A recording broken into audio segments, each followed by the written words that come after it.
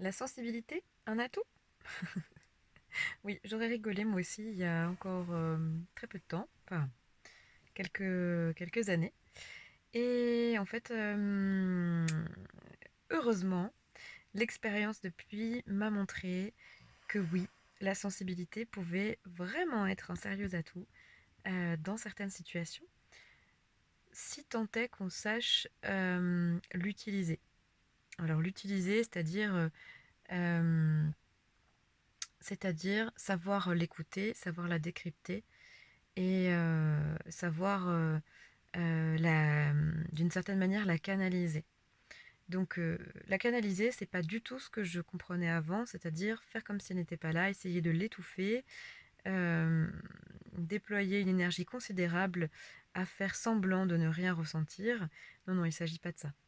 Il s'agit d'apprendre à écouter les messages de votre sensibilité, d'apprendre à écouter les messages qui passent à travers votre corps, pour savoir comment y répondre tout simplement.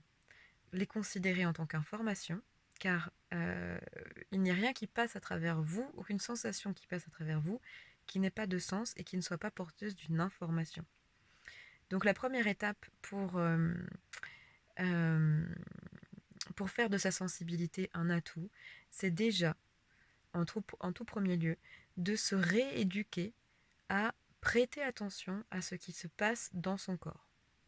Alors là où c'est un peu délicat au départ, c'est que ça demande forcément de passer par une phase un peu inconfortable. Parce que les sensations qui traversent notre corps ne sont pas toujours confortables. Ça, c'est un fait. Donc, suivre le guidage de sa sensibilité, ce n'est pas toujours confortable. Par contre, c'est c'est extrêmement précieux pour vous assurer de, de respecter vos besoins, pour vous assurer d'emprunter une voie qui soit en cohérence avec qui vous êtes, avec vos valeurs, avec ce que vous avez vraiment envie de vivre et de manifester dans votre vie. Pour ça, votre sensibilité est un atout indétrônable, clairement. Voilà. Donc la première étape que je vous conseille, c'est d'abord de prendre l'habitude, à n'importe quel moment de votre journée, euh, de tout simplement faire une pause et prendre le temps de ressentir ce qui se passe dans votre corps. Est-ce qu'il y a des tensions? Est-ce qu'il y a des zones dans lesquelles vous pouvez ressentir des fourmillements, de la chaleur, euh, des zones que vous ne sentez pas, dans lesquelles vous n'avez pas de sensation? Parce que l'absence de sensation, c'est aussi une sensation, en fait. Euh, Même si ça peut paraître un peu bizarre dit comme ça. Si vous n'arrivez pas à ressentir une certaine partie de votre corps, il y a une information derrière ça. Donc avant de chercher à décrypter l'information, moi ce que je vous conseille c'est d'abord de rouvrir la porte de l'écoute. Parce que, je vais vous donner une image très simple.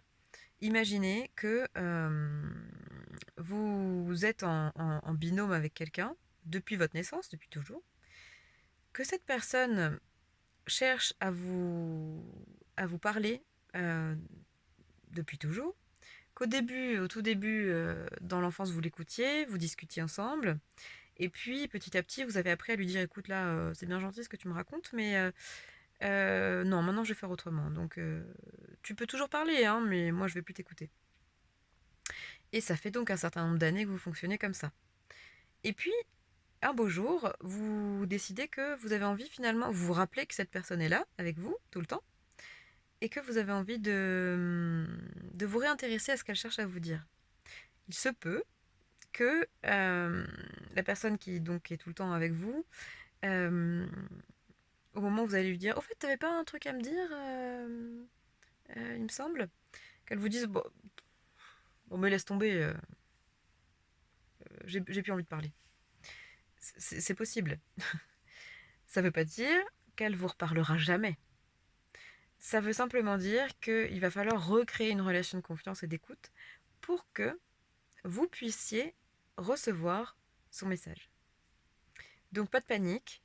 Au début, quand on se remet à l'écoute de ses sensations et de sa sensibilité. Ça peut être un peu brouillon, ça peut être un peu inconfortable, ça peut être un peu le bazar, mais c'est normal. Enfin, c'est normal. C'est différent pour chacun, bien sûr, mais ce que je veux dire, c'est qu'il ne faut pas vous imaginer que ce que vous allez trouver au début euh, va rester, c'est représentatif en fait de la communication avec ses sensations. Ça évolue. Voilà. Euh, ben, c'est ce que je voulais vous dire pour aujourd'hui. Je vous souhaite une bonne écoute de vos sensations, une bonne de prendre de prendre de prendre ces moments-là comme vraiment un moment pleinement pour vous en fait, pour recréer un espace qui vous rapproche de vous-même et de profiter de ce moment-là, que les sensations qui émergent soient confortables ou inconfortables, de profiter de ce moment-là comme un moment qui vous rapproche un pas de plus vers vous. Voilà. Je vous souhaite une très belle exploration et je vous dis à très bientôt.